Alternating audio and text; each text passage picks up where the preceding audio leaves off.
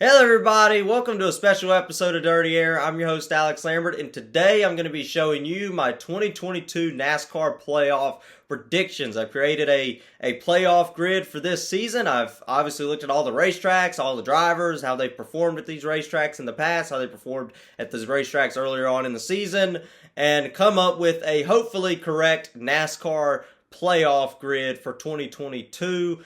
We'll obviously kind of look back at it a little bit later and see how incorrect it is, but hopefully I get at least a few things right on this playoff grid, so it's exciting. The playoffs obviously kicking off this weekend for this big Southern 500 at Darlington on Sunday night. I will be in attendance for that race, so it should be exciting. I'll be able to do my race review. Might be a little bit later on in the evening because obviously I have to come back from the race, but hopefully it's a good time. The last race I went to was Martinsville, so it was cold and rainy and snowy and a rain delay, and not the best race. I made a race review video on that as well. So hopefully we make up for it here at the Southern 500. I think the weather's supposed to be fantastic. Supposed to be low 80s, high 70s later on that night. And then, of course, no rain in the forecast. So I'm very excited to go to Darlington for the Southern 500, the playoff opener this weekend. It should be a fun time. But without any farther ado, let's get into it. I want to show you the playoff standings right now. So this is going into Darlington. Obviously, we have 3 races to decide who move on to the round of 12, the second round, and it's all really tight. I mean, except for Chase Elliott, he's the only one, and yes, he does get by the first round in my playoff grid.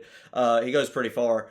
Chase Elliott is really the only guy who's safe. I mean, Logano, sure, does he have a bit of a cushion? Can he mess up? Can he have a not great finish? But if he wrecks out in stage 1 at Darlington, he's really going to be in a must-win, or not a must-win, but a worse situation than he is right now. He'll probably fall below the cut line, obviously, depending on how everybody else does. And if you go back to the Southern 500 last year, a lot of drivers had issues in that race as well. So for the first round of the playoffs, it's all really tight. So each finishing position is going to be extremely important, unless you're Chase Elliott, obviously, with all the points he's racked up. So the first round host of the Southern 500 this weekend, Darlington Raceway, one of the toughest tracks in NASCAR, the track too tough to tame, the lady in black, right?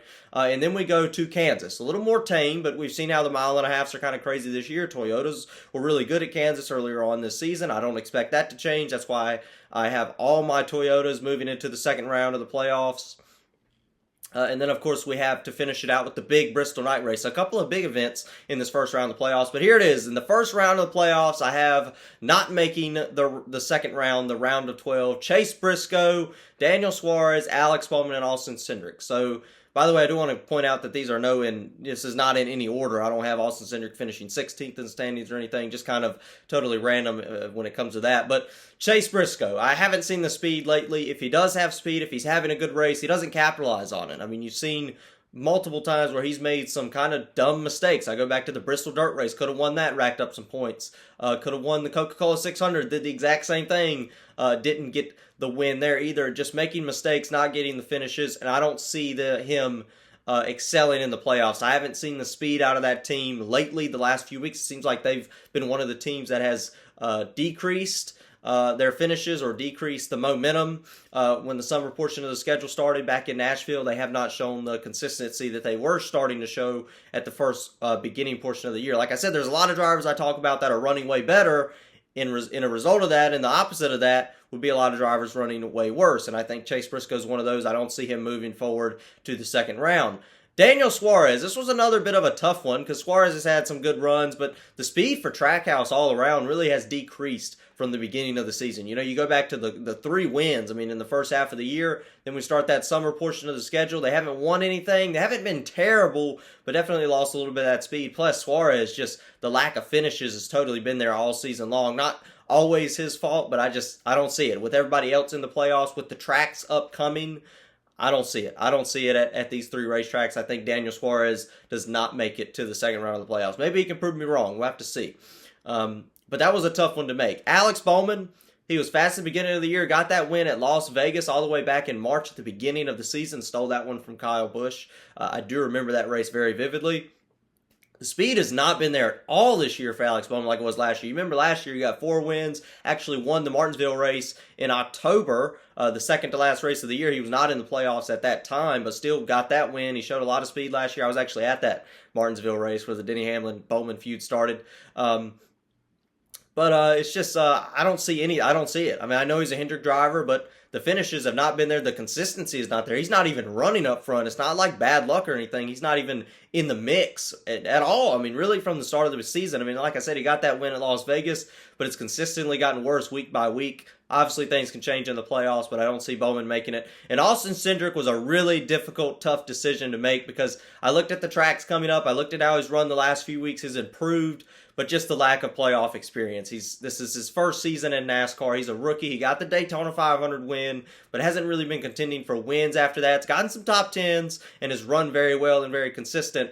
But once again, just looking at everybody in the playoffs and how tight it is, and Austin Cindric already at a somewhat disadvantage, 3 points below the cut line. I just don't see it happening. He hasn't gotten stage points all year. I don't see Cindric making it to the second round. So there it is. That's what I have getting eliminated. Those are four I have getting eliminated in the first round of the playoffs: Briscoe, Suarez, Bowman, and Cindric. So let's go to the second round of the playoffs. In that round, we have, this is probably the biggest wild card round. This might be the most difficult round to predict. But we have Texas, a fairly steady, calm racetrack. It was not last year. If you remember last year, Texas had a lot of, it did not like the playoff drivers. A lot of the playoff drivers had flat tires, which is somewhat common to have mechanical failures at Texas. If you do remember that, if you watch past Texas races. I know it's not a whole lot of passing, not a whole lot of big wrecks, but there are some drivers that get loose, wreck, especially with this next-gen car at Texas. You can go back to the All-Star race, how kind of crazy that was. Imagine if that's the playoff race. Even though it's not a lot of passing, crazy stuff happens at Texas, it seems, every year we go there. And then, of course, we have Talladega. What do I need to say? I mean, that's Talladega, pack racing. We saw that this last week. I mean, look how crazy that was. And then, of course, you have the Charlotte Roval, the road course inside the Charlotte racetrack. That's been crazy since they implemented that in 2018, every single year. So looking at those three races, it's definitely one of the more difficult rounds to pick. But getting out in the second round and not advancing to the round of 8 or the Elite 8 for the NASCAR playoffs this season, I have Austin Dillon leaving, Denny Hamlin, William Byron, and Ryan Blaney. So Austin Dillon, speed, he's been somewhat consistent, but I look at the racetracks, I don't see it. I don't see him. Obviously, it's so different. It's so difficult to look, but at the road courses, I don't see it. At Texas, I don't see it. He has not been that fast at the mile and a half this season. Austin Dillon has, and I just don't see him. I don't see the consistency. Kind of sneaked into the playoffs there last week with the win at Daytona. I don't see Dillon making it too far in the playoffs, but I do have him getting to the second round, which I think is fairly generous, but I don't think he's going to make it to the Elite 8 whatsoever. Denny Hamlin. Now, you might disagree with me on Denny Hamlin because this is a big one. This is a big name. This is a potential championship favorite for some people, right?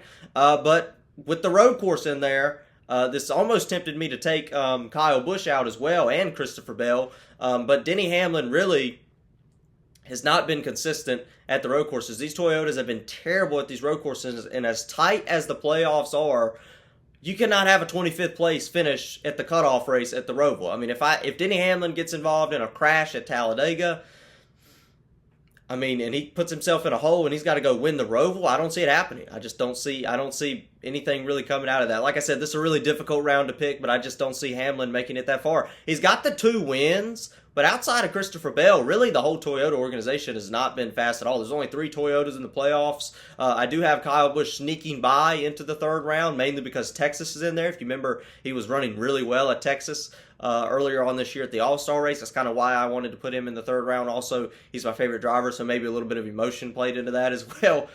Tried not to do that, but I think it might have kind of sneaked in there. But I do think Kyle makes it to the Elite 8 or the round of 8. And then William Byron, at the beginning of the year, I really thought William Byron was a top contender. I thought William Byron was a potential championship 4 threat, was going to make a far run into the playoffs. He won that race at Martinsville earlier on this year that I was in attendance for. He won a couple other races this season. He almost won at Darlington, if you remember, earlier on this year, till he got kind of punted out of the way by Joey Logano. But Byron, man, ever since those wins early on in the season, the earlier win at Atlanta as well was the other race, he's just fallen off a cliff. I mean, I haven't seen him anywhere. He's not running up front. He's not in the top 10. He's not running consistent. And if you're not running in the top 10 in the second round or going into the third round of the NASCAR playoffs consistently, you're probably not going to make it very far considering how tight the points are. He's +7 going into Darlington. I don't see it. I don't see William Byron making it that far. And I think he might be one that also could get eliminated in the first round. Just how inconsistent him and his Hendrick teammate Alex Bowman has been for the last summer portion of the schedule. Man, Byron, one of those that's really fallen off here going into the later portions of the season. And then I have Ryan Blaney. Snuck into the playoffs off points. This was another one of those tough decisions to make. Ryan Blaney's good at Talladega. He's decent at the road course. He's actually won at the Roval and at Talladega, and then won at Texas, the All-Star race earlier this year. So I know you're thinking, Alex, why are you taking him out? I just don't see the consistency. You go to Texas, maybe he runs good at Texas, but I think there's a couple other guys that were better than him at that track. They just didn't have a chance to show it because of the massive crash we saw there with the leaders. I just don't see it. I don't see Blaney having the consistency. Like I said, comparing it to everyone else that's left comparing who I have left in the playoffs, I don't see it. I don't see Ryan Blaney making it. Now, if you look at the grid, I do have a couple other guys making it far. Maybe a dark horse guy like Tyler Reddick. I don't have him going too far, but I do have him going into my third round of the playoffs just with how good he is at road courses. I think Tyler Reddick could win the Charlotte Roval just how good he is at road courses. And I have Christopher Bell, obviously one of those three Toyotas, making it into the next round as well, just because of how consistent he's been everywhere. I mean, even at the road courses where Toyotas have struggled, he's still in the top 10. So, yeah, so I look at my third round of the playoffs, and who do I have going to my championship for? Drum roll, please. I think I have Chase Elliott, Kevin Harvick, Logano, and Larson going in to my Final Four at Homestead. Hear me out. So I have Ross Chastain, Christopher Bell, Tyler Reddick, Kyle Busch getting eliminated. Let's be honest. Kyle Busch has the speed at some racetracks. At some tracks, he's just non-existent. If he is there, he can't capitalize on it. So I don't see Kyle Busch making it to a championship for this season. As much as that hurts me to say, I just don't see it. Tyler Reddick, that was tough. Could Tyler Reddick make it in? I'm not sure. It's definitely a possibility. But I don't know. Outside the road courses, he's somewhat consistent, but just the lack of playoff experience, how wild things could get into that round of 8, I just don't see Tyler Reddick making it through. And then Christopher Bell, obviously, just the lack of playoff experience. I don't think he's going to make it too far. He's consistent, but when you get down to the third round, things are going to start getting way more aggressive, and I just don't see the 20 team of Christopher Bell making it to the championship for. So there goes all your Toyotas getting eliminated after the third round. And then, of course, Ross Chastain, I don't see him making it through. Not necessarily because I've heard all this talk of, Ross Chastain's going to get knocked out the way by guys. He's going to get wrecked by people. Not necessarily do I think he's not going to make it because of that. I think he's not going to make it because the results lately in the speed lately, like I said, even for Daniel Suarez, who I have getting eliminated after the first round, really has slowed down a little bit for Trackhouse. I'm more concerned about the speed than him getting knocked out of the way. And also, racing in this third round where things I think are going to get really aggressive between those 8 drivers. That's obviously not going to help Ross Chastain either. But considering he is kind of owed one, I'm not saying they're going to go after him, but if there is an instance where they need a playoff spot or a playoff point to get in, if it's close, which I think it will be really close, why not punt Chastain out of the way? So I think that's definitely a possibility. So I don't have Ross Chastain making it far either, but the lack of speed certainly has been there. Not as fast as he was. That whole Trackhouse team, not as fast as they were at the beginning of the season. That could change going into the playoffs. We'll have to see this week at Darlington. But yep, Final Four. Chase Elliott. Of course you have to put Chase Elliott in. He's got so many bonus points. He's been so fast all summer long. He was decent the first half of the year. But then we start the summer portion at Nashville, right? The NBC USA portion of the schedule at Nashville, summer portion. He took off. Won Nashville, won a couple of races after that, won Atlanta. I'm trying to remember the other race he won, but he won won 3 races in the summer portion of the schedule and finished, I think, top 2 5 weeks in a row. He won that Pocono race. It was that Pocono race where Hamlin got disqualified and Kyle Busch got disqualified. He won the Pocono race as well. So really an awesome summer schedule for Chase Elliott. If you remember the road course at Indianapolis, that was also in July. He got knocked out of the way there at the end of that race. We all saw how crazy that was. That looked kind of ridiculous, and that kind of took away Chase Elliott's top 2 streak. But yeah, the speed's definitely been there for Chase Elliott all year long. I don't see him getting eliminated at all throughout the playoffs. I definitely have him going into my championship 4. And then, of course, Kevin Harvick. Why not? We go, like I said, that summer portion of the schedule. Harvick took off like a rocket, especially after that win at Michigan. Ended up winning that Michigan race. Won the race right after that. Harvick kind of quietly, slowly came up there through the ranks and I think he might be a championship favorite right now. Like I said, I mean, everybody's kind of got their eye on Harvick. Even his whole team seems very confident. His whole team, if you're doubting us and you don't know what you're talking about, and I think they could be right because Kevin Harvick has been extremely fast, really the second half of this season. I think he's a serious threat, and I think he's going to make it to the Final Four for sure, especially looking at how aggressive he is on the racetrack, one of those more aggressive drivers. I see him making it. Joey Logano. Joey Logano, one of those guys, another one of those quiet drivers, but I look at the tracks in the third round of the playoffs. Of course, I have to have him going to the Final Four. That third round of the playoffs consists of Las Vegas, Miami, and Martinsville. Who wins at Martinsville sometimes? The aggressive drivers. I think Joey Logano gets in. I mean, Joey Logano's just he's one of those guys. He wants to do good. He's not afraid to bump you out the way, not afraid to ruffle up some feathers. And I think going into this third round of the playoffs, that's definitely what is going to need to be done if you want to make it to the Final Four, and I see him doing that. Kyle Larson, the speed has come back. I have Kyle Larson going to my championship four because the speed is definitely there.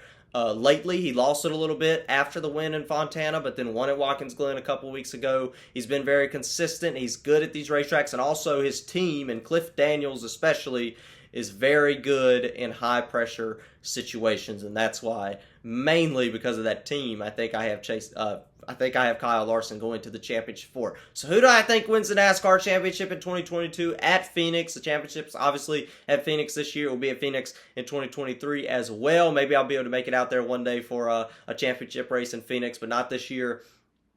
I have Kevin Harvick winning the 2022 NASCAR Cup Championship at Phoenix. I don't see the speed out of the Hendrick guys. Chase Elliott, I don't see it. Logano, maybe one of those guys. Fords are a little bit better, but I just see Kevin Harvick getting it. Kyle Larson, another one of those Hendrick guys. They have not shown the speed at those types of racetracks all year. Who has? Stewart-Haas Racing and Kevin Harvick. If you go back to the first Phoenix race earlier on this year, back in the spring, or I guess it was wintertime at that point, a long time ago, Chase Briscoe won that race. He was a Stewart-Haas Racing Ford. What is Kevin Harvick? A Stewart-Haas Racing Ford. I think Kevin Harvick wins the 2022 NASCAR Cup Series Championship, and I think that would be kind of redemption from 2020, from when he didn't even make the Final Four after winning, what would we win, 9 races that season after a dominating year in 2022, didn't make the championship four. I think this year Kevin Harvick finally gets redemption from that and wins the 2022 NASCAR Cup Series Championship in front of a